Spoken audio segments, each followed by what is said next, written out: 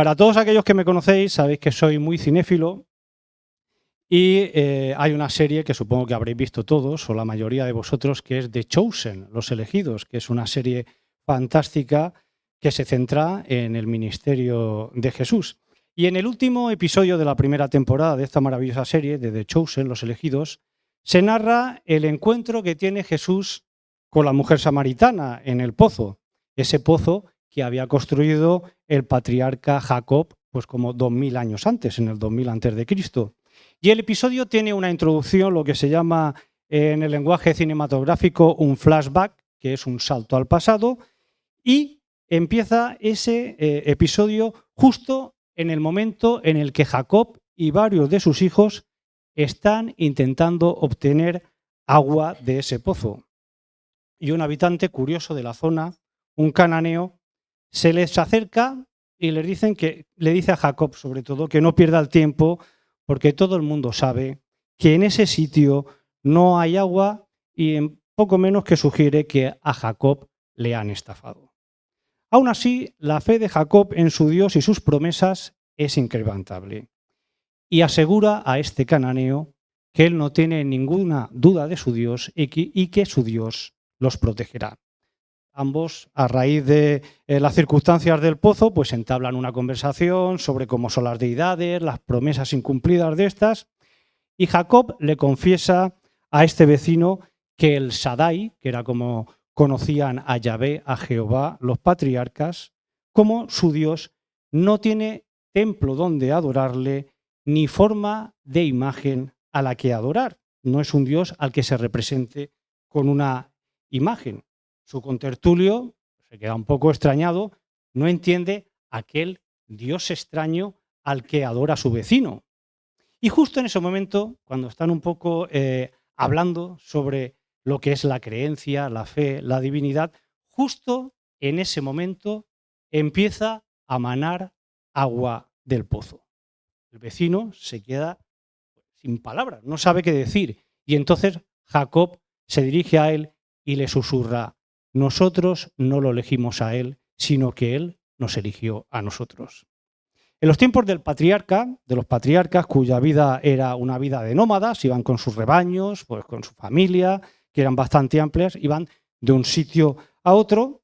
Todos sabemos por el Antiguo Testamento que la forma habitual de creencia, sobre todo en todas las naciones vecinas que rodeaban al pueblo de Israel, era el politeísmo. Las personas, los clanes familiares, las tribus, pues elegían dentro del innumerable supermercado religioso que había millares de dioses y diosas, pues elegían a unos cuantos a los que adorar y establecían con esos dioses pues una relación que podíamos calificar una relación de conveniencia. Ellos hacían ciertos ritos, ciertos sacrificios, muchas veces humanos, como sabemos por la propia Biblia, y a cambio, pues el adorador conseguía una serie de favores o una serie de bendiciones de esos dioses y de esas diosas.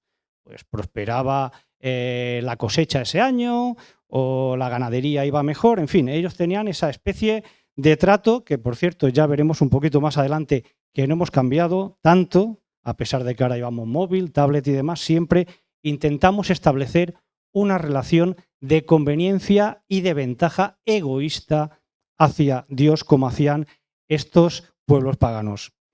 Podemos decir que se establecía una especie, como digo, de relación comercial, una prestación contra prestación. Hablando del lenguaje coloquial, diríamos que era una cuestión de negocios lo que se establecía allí. Una forma de concebir lo trascendente, de concebir la fe, que, como digo, hoy en día todavía perdura. Solo tenemos que ver la cantidad de personas porque, bueno, que hacen determinadas cosas, determinadas promesas, por supuesto, a cambio de que el santo o los santos o la Virgen correspondiente pues les favorezca en aquello que necesitan. Si analizamos en profundidad la escena de esta introducción, vemos que para muchas personas la forma de dirigirse hacia lo trascendente, hacia la divinidad, solo es en relación a los problemas que tienen, con lo cual les interesa construir un ídolo. en los tiempos del Antiguo Testamento, los tiempos veterotestamentarios, multitud de profetas ya se encargaron de advertir al pueblo de lo grave que era, del error que suponía que ir detrás de un ídolo o dios pagano, porque detrás de ese ídolo, detrás de ese dios, de esa diosa, solo había una imagen fabricada por el propio hombre. Trozo de madera, de metal, de barro, en el fondo algo vacío, carente de vida, sin alma. Lo podemos leer, por ejemplo, en el profeta Isaías, que en su capítulo 44, en el capítulo 44 del libro de Isaías, los versículos 9 y 10, da cuenta de ello, diciendo lo siguiente: los formadores de imágenes de talla, todos ellos son vanidad, y lo más precioso de ellos para nada es útil. Y ellos mismos son testigos para su confusión de que los ídolos ni ven ni entienden. ¿Quién formó un dios o quién fundió una imagen que para nada es de provecho? Asimismo, subraya el propio Isaías en el capítulo 37, el versículo 19, lo siguiente: entregaron los dioses de ellos al fuego, porque no eran dioses, sino obra de manos de hombre, madera y piedra. Por eso los destruyeron. El profeta Jeremías también incide en lo fatuo, en lo erróneo que es. Permitidme que se me van los papeles. Lo voy a ir dejando aquí, con vuestro permiso. Como decía, el profeta Jeremías también incide en lo fatuo de adorar a dioses de madera y barro, dioses que en el fondo eran construidos por los propios hombres. Dice en el capítulo 2, los versículos 27 y 28, dicen a un leño: mi padre eres tú, y a una piedra tú me has engendrado, porque me volvieron la cerviz y no el rostro, y en el tiempo de su calamidad dicen: levántate y líbranos. ¿Y dónde están tus dioses que hiciste para ti? Levántense ellos, a ver si te podrán librar en el tiempo de tu aflicción, porque según el número de tus ciudades, oh Judá, fueron tus dioses. Parece obvio que en la antigüedad, como en el tiempo actual, el ser humano se siente cómodo haciendo dioses a su medida, que se adapten a sus necesidades, a sus exigencias, que no aprieten tampoco mucho y que sean dioses pues que impongan pocas reglas, que una vez que se produzca ese intercambio comercial dejen al feligrés un poco tranquilo, sin muchas exigencias. Porque el ser humano, como he dicho con anterioridad, está acostumbrado a que cualquier relación que entable, en ella aparezca el egoísmo. Por eso le conviene al ser humano elegir sus dioses y no al revés, como hemos visto como sucedía en el caso del patriarca hebreo Jacob.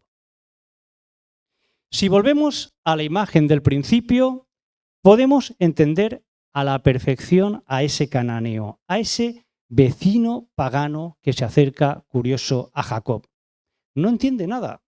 No entiende que aquel extranjero que está cavando de manera infructuosa en un terreno que él sabe que es baldío, un terreno que no es productivo, tenga una confianza tan férrea en las promesas de un Dios. Un Dios que, para mayor incomprensión, no es adorado en un sitio concreto ni tiene una forma concreta, no tiene una imagen. El hombre no es el que controla a su Dios, es lo que percibe el cananeo, sino que es ese extraño Dios el que controla al hombre. Jacob, el pastor nómada que se afana ante sus ojos, confía en un Dios que ha realizado promesas a su padre y a su abuelo, como le ha hecho saber. Promesas que muchas de ellas no se han cumplido todavía. Y sin embargo, ese Jacob todavía confía en su Dios. Además, se trata de un Dios extraño, al cual no lo elige la gente, sino que Él elige a la gente.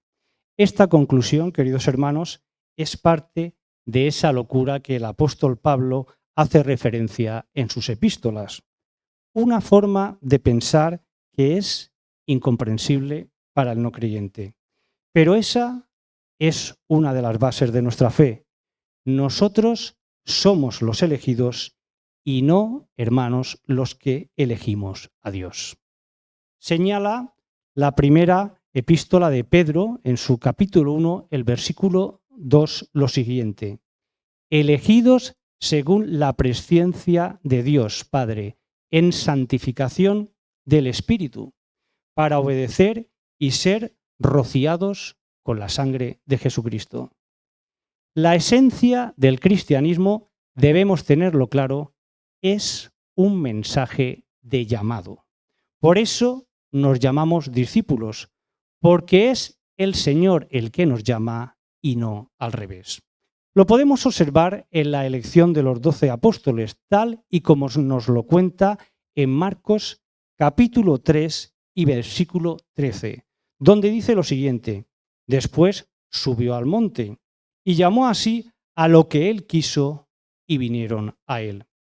Así queda confirmado también, hermanos, en Juan 15, 16.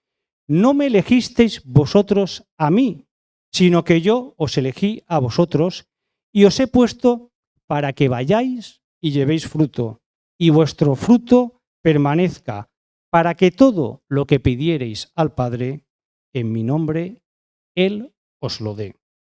El apóstol Pablo, ese gran intelectual y estudioso de la ley judía, ya sabéis, había dedicado toda su vida a perseguir con celo a los cristianos, pensando que así cumplía la voluntad de Dios. Sin embargo, en el camino hacia Damasco, en su conversión, tuvo claro que los términos de la relación que él pensaba que tenía establecida con Dios habían cambiado totalmente. Y así lo leemos en Hechos 22, capítulo 22, los versículos que van del 12 al 14.